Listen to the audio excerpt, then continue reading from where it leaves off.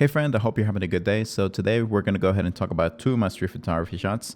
But before then, I want to go ahead and thank you guys for all the support over these past few videos. I kind of lose track of what number I'm at right now. I might be close to 20 videos of these so far, but I'm really enjoying these and I really enjoy setting everything up and, actually talking to you guys about my street photography. So this past weekend, I ended up going to Dallas to do a lot of street photography, and I ended up being there for about 5 to 6 hours, and I ended up getting there around 6:30 a.m. and ended up going all the way till like 11:30. And at 11:30 it was already extremely humid and just really hot, so I ended up calling it and I just ended up going home. But either way, I still got a good amount of street photography for you guys. But for this first shot that I'm gonna go ahead and talk to you guys about, this shot right here, this shot is called Dallas Depth. So for Dallas Depth, this alley right here is called the Main Street Alley. It's really close to Neiman Marcus as well as the AT&T Discovery District. It's all in that same area. But this one right here on the side that I'm taking a picture from, there's two stores on either side, and then on the other side of that like kind of like archway on the other side where the people are standing, that's just like another part of the alley that just goes out to the street. And I was taking pictures here a couple of times, and what I really wanted to do here is I wanted to catch people at the very, very end of the alley and take pictures there. But for some reason, my focus wasn't working right, and I wasn't able to focus exactly where I wanted. Because, like, whenever somebody goes by an alley, the focus, it tries to follow them, or like, shifts focus or something like that, or it catches something that you don't want it to catch. Like, for example, a car will be driving behind a person, and they would catch the car instead of the person that I'm trying to capture. So I had a really rough time with it. I was there for maybe 15 minutes taking pictures, just waiting for people to walk by and everything. And at some point I ended up going, okay, well, I can't stay here forever, so I'm just going to go ahead and go do something else, then come back later. But as soon as I ended up walking away, I ended up seeing a couple, and they turned into that alley. I'm guessing it's a couple, a guy and a girl. Maybe they're friends. I don't know, but regardless, I ended up waiting there until they were exactly where I wanted them to be, and I ended up taking a shot. So I ended up taking like 3 or 4 shots, but this shot just it just resonated with me more, especially because they're like right at the edge of the light that hits, because that other side of the alley, the sunlight actually hits that other side of the alley. Well, on the side that I'm at, it gets really, really dark, so that's why they need that type of lights on the alley and everything. But it just really resonated with me, especially this one, whenever they first get into the light, and it just worked out. And this is this shot basically, but it's called Dallas Depth because I have been doing depth from other cities that I'm just saying, okay, this is New York City depth, this is Chicago depth, this is Seattle depth. So now this is my Dallas Depth shot, even though a lot of my street photography, it's depth regardless. Okay, and now for this other one right here, this one is called Safe Barking Distance, this shot right here. So for Safe Barking Distance, I found this really interesting because it was also another one of the shots where I ended up waiting for the person to stand on the light, as far as light hitting them and everything. And this was perfect because I was walking behind both of them, and basically both of them, by both of them, I mean the person that's right in the frame right there, and then the person that's at the very end by the stoplight, they both have German Shepherds, and German Shepherds love to yap at each other. So instead of going all the way to the light and having that problem, with the other German Shepherd and its owner, what she ended up doing is that she ended up staying a good distance away and waiting for the light to turn, basically, because she could have just gone to the very edge, that's how I know that she was going forward, because she could have gone to the very edge and then turned left or something like that. But I know for a fact that she was going forward because she was waiting for the light to turn. And then as soon as the light turned, she would walk her dog all the way to the light and then cross the road and then go to the park that's on the other side of that. So I can't remember the name of the street, but basically both people are taking their dogs because they can go to a dog park, basically, or just a park that people usually take their dogs to. And she was able to let her dog loose and just let it have fun and everything. But basically that's why they were both going that way. And what I wanted to capture here is I wanted to make 2 little squares, right? So there is a square that is her. This is how my mind works.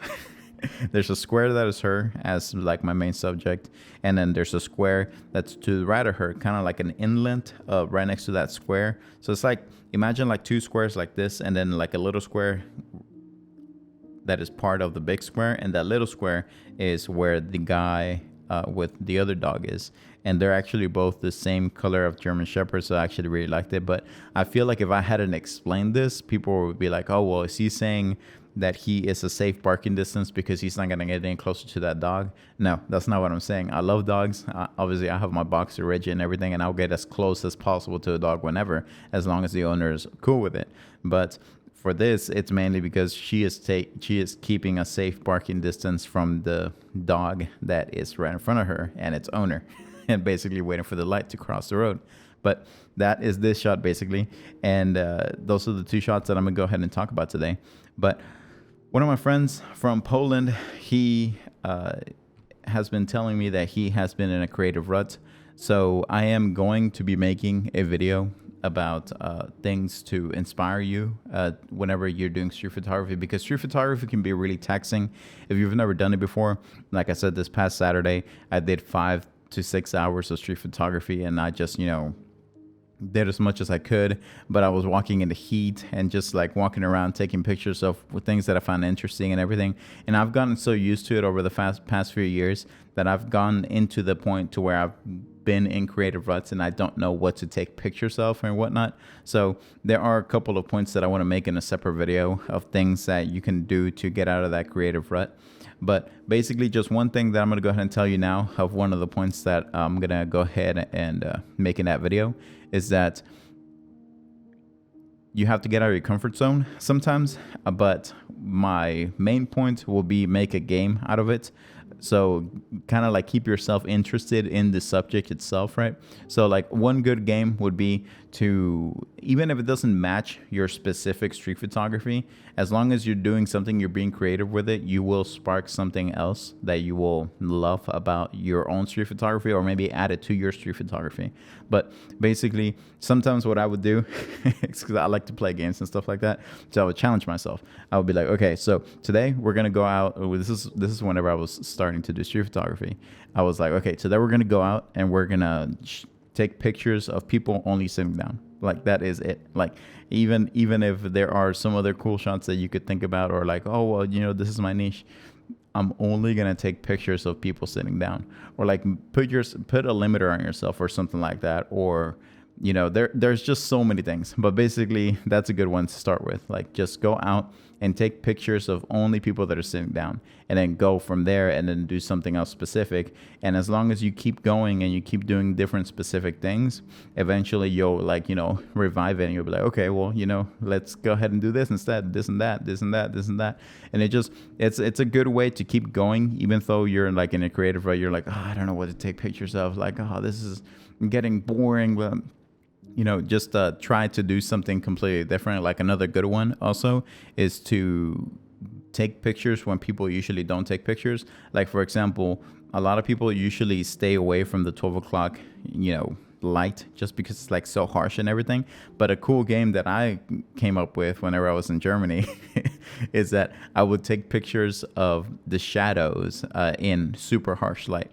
And that was like one of the games, because I was in... I can't remember exactly what city it was. I think it might have been Hamburg, but I had been doing 2 12-hour shifts of street photography, and then on the third one, I was like, oh man, I'm so tired. I don't even know what I'm gonna take a picture of right now. So I ended up making a game out of it, and it was around 12 o'clock. So like right after I had gone to go get lunch, and I was like revitalized, I ended up going about and taking pictures of shadows in the city that I could find.